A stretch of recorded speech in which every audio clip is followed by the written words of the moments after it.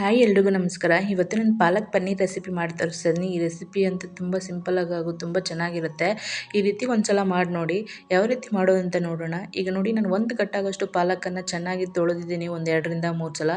ಈಗ ನೀರನ್ನು ಕುದಿಯೋಕೆ ಇಟ್ಕೊಂಡಿದ್ದೀನಿ ಸ್ಟವ್ ಮೇಲೆ. ಈಗ ಇದು ಸ್ವಲ್ಪ ಬಿಸಿ ಆದ ತಕ್ಷಣ ಪಾಲಕನ್ನು ಹಾಕ್ಬಿಟ್ಟು ಪಾಲಕನ್ನು ಒಂದು 2ರಿಂದ 3 ನಿಮಿಷ ಚೆನ್ನಾಗಿ ಬೇಯಿಸ್ಕೋಬೇಕು. ನೋಡಿ ಒಂದು 3 ನಿಮಿಷ ಆದಮೇಲೆ ಪಾಲಕ್ಕೆಲ್ಲ ಚೆನ್ನಾಗಿ ಬೆಂದಿದೆ. ಈಗ ಇದನ್ನು ತೆಗೆದುಬಿಟ್ಟು ಒಂದು ಪ್ಲೇಟಿಗೆ ಸೈಡಿಗೆ ಇಟ್ಕೊಳ್ಳೋಣ. ಇದು ಫುಲ್ಲು ತಣ್ಣಗಾದ್ಮೇಲೆ ಒಂದು ಮಿಕ್ಸಿ ಜಾರ್ಗೆ ಹಾಕ್ಕೊಂಡು ಮಿಕ್ಸಿ ಜಾರ್ಗೆ ಹಾಗೆ ಒಂದು 3ರಿಂದ 4 ಹಸಿಮೆಣಸಿನ್ಕಾಯಿನ ಹಾಕ್ಕೊಂಡು ನುಣ್ಣಗೆ ನೀರು ಹಾಕದೆ ಪೇಸ್ಟ್ ಮಾಡ್ಕೊಂಬರಬೇಕು.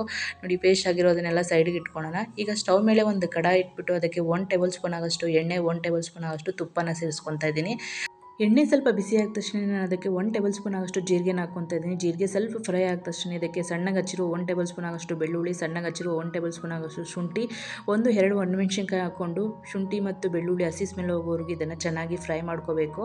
ನೋಡಿ ಈಗ ಇದೆಲ್ಲ ಚೆನ್ನಾಗಿ ಫ್ರೈ ಆದಮೇಲೆ ಇದಕ್ಕೆ ಸಣ್ಣಗೆ ಹಚ್ಚಿರುವ ಒಂದು ಈರುಳ್ಳಿಯನ್ನು ಸೇರಿಸ್ಕೊತಾ ಇದ್ದೀನಿ. ಈರುಳ್ಳಿ ಹಸಿ ಸ್ಮೆಲ್ ಹೋಗಿ ಇದು ಸ್ವಲ್ಪ ಕಲರ್ ಚೇಂಜ್ ಆಗಬೇಕು, ಅದುವರೆಗೂ ಇದನ್ನು ಚೆನ್ನಾಗಿ ಫ್ರೈ ಮಾಡ್ಕೋಬೇಕು. ಈರುಳ್ಳಿ ಎಲ್ಲ ಚೆನ್ನಾಗಿ ಕಲರ್ ಬಂದಿದೆ. ಈಗ ಇದಕ್ಕೆ ನಾನು ರುಬ್ಬಿಟ್ಕೊಂಡಿರುವ ಪಾಲಕ್ ಪೇಸ್ಟನ್ನು ಹಾಕ್ಬಿಟ್ಟು ಒಂದು 2 ನಿಮಿಷ ಇದನ್ನು ಚೆನ್ನಾಗಿ ಫ್ರೈ ಮಾಡ್ಕೊತೀನಿ. ನೋಡಿ 2 ನಿಮಿಷ ಇದು ಚೆನ್ನಾಗಿ ಫ್ರೈ ಆದಮೇಲೆ ನಾನು ಇದಕ್ಕೆ ಒಂದು ಅರ್ಧ ಕಪ್ ಆಗೋಷ್ಟು ನೀರನ್ನು ಸೇರಿಸ್ಕೊತಾ ಇದ್ದೀನಿ. ನೀವು ಗ್ರೇವಿಗೆ ಎಷ್ಟು ಬೇಕೋ ಅಷ್ಟು ನೀರನ್ನು ನೋಡಿಕೊಂಡು ಸೇರಿಸ್ಕೊಳ್ಳಿ. ಇದನ್ನು ಹಾಕ್ಬಿಟ್ಟು ಒಂದು ಸಲ ಮಿಕ್ಸ್ ಮಾಡಿಕೊಂಡು ಇದಕ್ಕೆ 1 ಟೇಬಲ್ ಸ್ಪೂನ್ ಆಗೋಷ್ಟು ನಾನು ಕಸ್ತೂರಿ ಮೇಥಿ, ಒಂದು 1/4 ಟೇಬಲ್ ಸ್ಪೂನ್ ಆಗೋಷ್ಟು ಅರಿಶಿನ, ಅರ್ಧ ಟೇಬಲ್ ಸ್ಪೂನ್ ಆಗೋಷ್ಟು ಜೀರಿಗೆ ಪೌಡ್ರು, ಒಂದು ಅರ್ಧ ಟೇಬಲ್ ಸ್ಪೂನ್ ಆಗೋಷ್ಟು ಗರಂ ಮಸಾಲ, ಒಂದು ಅರ್ಧ ಟೇಬಲ್ ಸ್ಪೂನ್ ಆಗೋಷ್ಟು ಧನಿಯಾ ಪೌಡರು, 1 ಟೇಬಲ್ ಸ್ಪೂನ್ ಆಗೋಷ್ಟು ಖಾರದ ಪುಡಿಯನ್ನು ಹಾಕ್ಬಿಟ್ಟು ಇಷ್ಟನ್ನು ಹಾಕಿ ಚೆನ್ನಾಗಿ ಇದನ್ನು ಮಿಕ್ಸ್ ಮಾಡಬೇಕು. ಈಗ ಇದಕ್ಕೆ ನಾನು ಒಂದು ಮುಚ್ಚಳ ಮುಚ್ಚಿಬಿಟ್ಟು ಮೇಲ್ಗಡೆ ಎಣ್ಣೆ ಬರೋವರೆಗೂ ಇದನ್ನು ಚೆನ್ನಾಗಿ ಕಡಿಮೆ ಉರಿಯಲ್ಲಿ ಚೆನ್ನಾಗಿ ಬೇಯಿಸ್ಕೋಬೇಕು. ಈಗ ಇದಕ್ಕೆ ನಾನು ಯಾವುದೇ ಫ್ರೆಶ್ ಕ್ರೀಮನ್ನು ಬಳಸ್ತಿಲ್ಲ, ಅದರ ಬದಲಾಗಿ ಹಾಲಿನ ಕೆನೆ ಬಳಸ್ಕೊತಾ ಇದ್ದೀನಿ. ಈಗ ಹಾಲಿನ ಕೆನೆಯನ್ನು ಮಿಕ್ಸಿ ಜಾರ್ಗೆ ಒಂದು 2 ಟೇಬಲ್ ಸ್ಪೂನ್ ಆಗೋಷ್ಟು ಸೇರಿಸ್ಕೊತಾ ಇದ್ದೀನಿ. ಅದಕ್ಕೆ ನಾನು ಒಂದು 5ರಿಂದ 6 ಗೋಡಂಬಿಯನ್ನು ನೆನೆಸ್ಬಿಟ್ಟು ನೀರು ಸಮೇತ ಅದಕ್ಕೆ ಸೇರಿಸ್ಕೊತಾ ಇದ್ದೀನಿ. ನೋಡಿ ಇದನ್ನು ಈ ರೀತಿ ನುಣ್ಣಗೆ ಪೇಸ್ಟ್ ಮಾಡ್ಕೊಂಬರ್ಬೇಕು. ಇದಂತೂ ತುಂಬ ಟೇಸ್ಟಿಯಾಗಿರುತ್ತೆ. ಈ ರೀತಿ ಒಂದು ಸಲ ಮಾಡಿ ನೋಡಿ.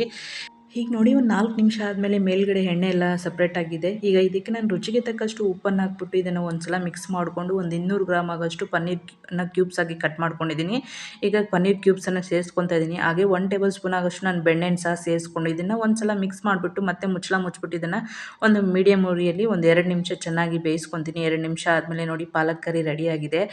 ಈಗ ಇದಕ್ಕೆ ನಾನು ಮಿಕ್ಸಿಗೆ ಹಾಕಿರುವ ಹಾಲಿನ ಕೆನೆನ ಸೇರಿಸ್ಕೊತಾ ಇದ್ದೀನಿ. ಇದನ್ನು ಹಾಕ್ಬಿಟ್ಟು ಒಂದು ಸಲ ಮಿಕ್ಸ್ ಮಾಡಿಕೊಂಡು ಮತ್ತೊಂದು ನಿಮಿಷ ಇದನ್ನು ಚೆನ್ನಾಗಿ ಬೇಯಿಸ್ಕೋಬೇಕು. 1 ನಿಮಿಷ ಆದಮೇಲೆ ಕರಿ ರೆಡಿಯಾಗಿದೆ. ಈ ಕರಿ ಅಂತೂ ತಂದೂರಿ ರೋಟಿ ಹಾಗೂ ಚಪಾತಿಗಂತೂ ತುಂಬ ಟೇಸ್ಟಿಯಾಗಿರುತ್ತೆ. ಈ ರೀತಿ ಒಂದು ಸಲ ಮಾಡಿ ನೋಡಿ, ತುಂಬ ಸಿಂಪಲ್ಲಾಗಿ ಚೆನ್ನಾಗಿರುತ್ತೆ. ಇದನ್ನು ನೀವು ಒಂದು ಸಲ ಟ್ರೈ ಮಾಡಿ ನೋಡಿ, ಹಾಗೆ ಕಮೆಂಟ್ ಮೂಲಕ ತಿಳಿಸಿ ಹೇಗಿತ್ತು ಅಂತ. ವಿಡಿಯೋ ನೋಡಿದ್ದಕ್ಕಾಗಿ ಧನ್ಯವಾದಗಳು.